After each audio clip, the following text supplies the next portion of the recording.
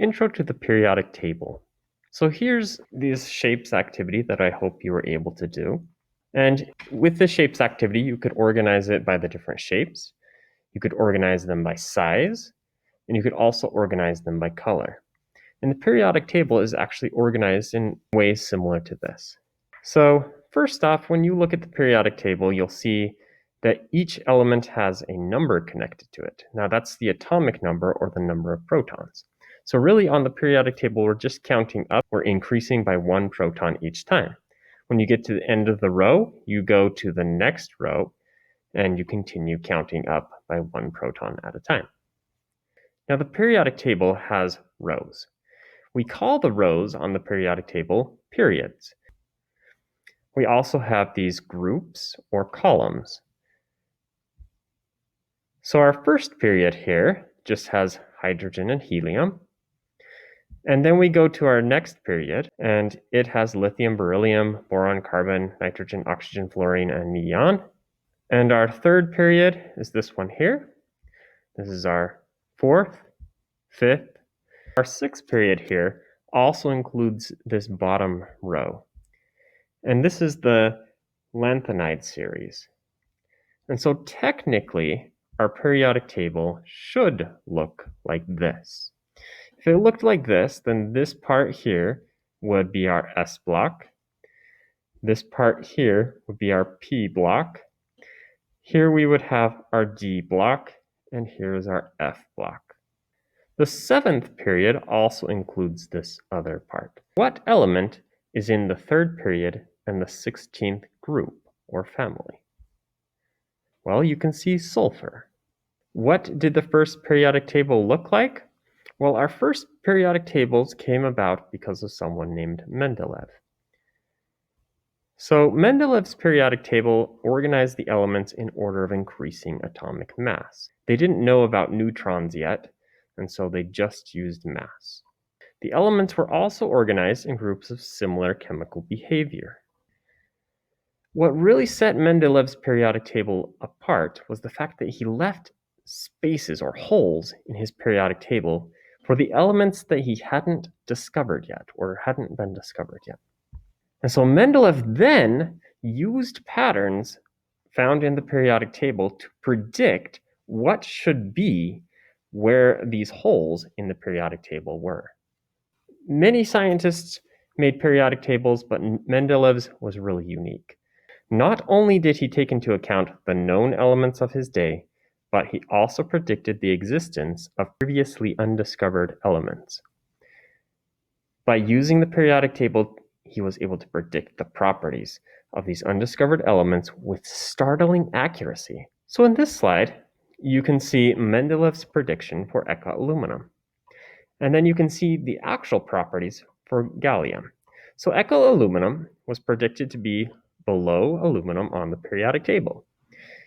In Mendeleev's time, they had not yet discovered gallium, but he predicted that the element that should be there would have an atomic mass of 68, a density of 6, a low melting point.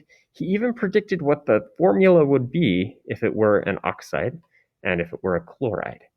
And his predictions were spot on. Here's Mendeleev's prediction for germanium, which he called eka-silicon because it was directly below silicon. And as you can see, the properties match up really quite closely. So this is a little bit about our modern periodic table. So the modern periodic table arranges elements in order of increasing atomic number. After it was discovered that elements have neutrons, we recognized that the mass could be affected by neutrons. So sometimes there are elements that have more neutrons than the next element on the periodic table, but the properties are determined by the number of protons an element has, not by the number of neutrons. So in other words, elements need to be arranged by the number of protons, also known as the atomic number. Compared to Mendeleev's day, we also have discovered many more elements. So the vertical columns on the periodic table we call groups or families because they have similar chemical behavior. And finally, the rows are called periods. All members of a family of elements have the same number of valence electrons, and that is why they have similar chemical properties. So we're going to talk about families of the periodic table. So again, the groups or columns, we call them families. Families are groups of elements that have similar chemical properties, meaning they will react in similar ways. So here's a few of the families. We have the alkali metals here, the alkaline earth metals, the transition metals is this whole group here, the halogens, and the noble gases. So we're going to look at a couple of these. So the alkali metals, or the group 1A, these ones give away one electron. In fact, they almost force it on the other elements. This makes them extremely reactive. They're also uniquely soft for a metal.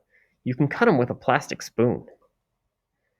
And this all comes about because losing one electron gives them the electron configuration of the previous noble gas. And all elements want to be like the noble gases. So here you can see the alkaline metals on the periodic table. They're in orange right here. The alkaline earth metals are in the second group, and they need to give away 2 electrons in order to have the electron configuration of the previous noble gas. And so that is why they give away 2 electrons. Because of their similar electron configurations, they have similar properties. So by giving up 2 electrons, they can return to the electron configuration of that previous noble gas. And so here you can find the alkaline earth metals. They're in yellow here on this periodic table. Halogens. So halogens actually need one more electron to be like a noble gas. And so they will accept or even steal one electron. So this group contains very reactive non-metal elements. They just need that one last electron to fill their p sublevel, and they'll get it any way they can. And so here are your halogens. You can see they're right next to our noble gases. So if you go hiking up Rock Canyon, you can see this chlorinator plant. Chlorine is a toxic gas, and it is a halogen. And the funny thing is you mix it with sodium, and you get table salt, which you then can eat.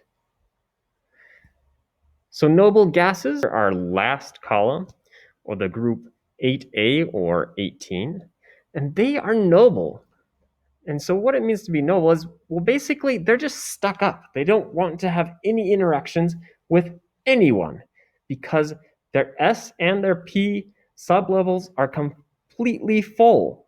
So they're happy, they're content.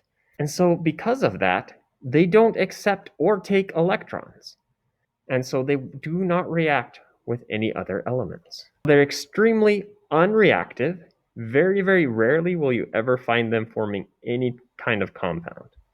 They're all gases at room temperature.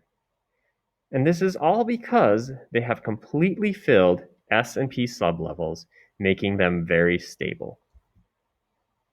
There's our noble gases right here at the last column of the periodic table. So what does this have to do with salts?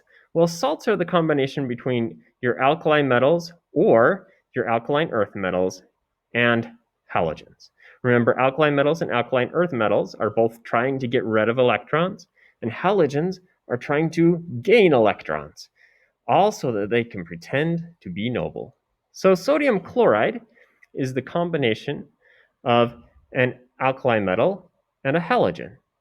Because sodium gave away 1 electron and chlorine gained 1 electron, it makes this compound happy and complete.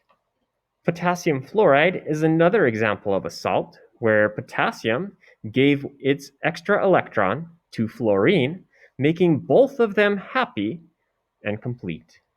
Calcium bromide is a salt with an alkaline earth metal. So calcium actually has 2 electrons to give away. And because of that, you need 2 bromines in order to receive those electrons. Each bromine receives 1 electron. And so calcium bromide is also a salt compound. And then strontium iodide. So strontium iodide, strontium gives away 2 electrons. You need 2 iodines. Each iodine receives an electron. and turns into an iodide. And so those are your salts, and that's a quick intro to the periodic table.